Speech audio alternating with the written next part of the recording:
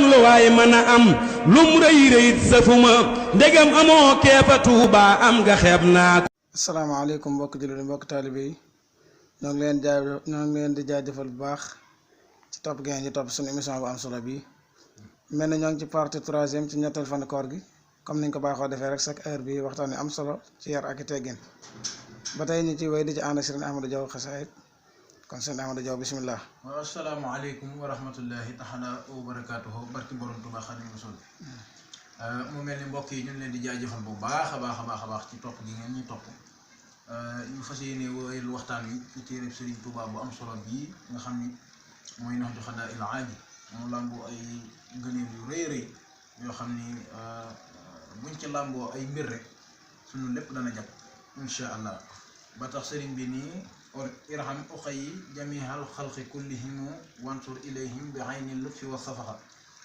waxir kabiruhumu warham saxiruhumu waraahi fi kulli xalqin xaq man xalaqa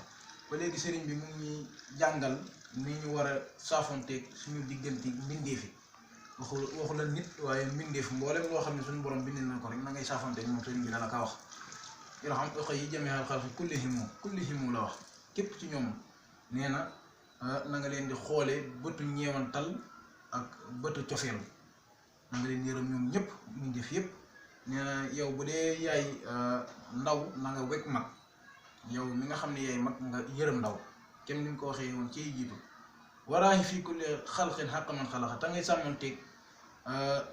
seeni àq yi dox seen diggante maanaam na nga koy sàmmanteeg bu baax a baax di ko jéem a matale ngir yàlla tax mu mel ni kon loolu buñ ci tënkoo lii réglé wu dana bëri bu baax dana bëri lool ci société bi mu mel ni comme loolu mënta ñàkk ndax sëriñ bi li mu ko indi ci téere bi bëri na lool mu mel ni kon dafa mënta ñàkk moo tax faw ñuy bàyyante xel di wormaalante mënta ñàkk kon mbokk yi dañ leen di jox dig daje ba ëllëg insha allah wasalaamu aleykum wa rahmatullahi taala wa barakatuhu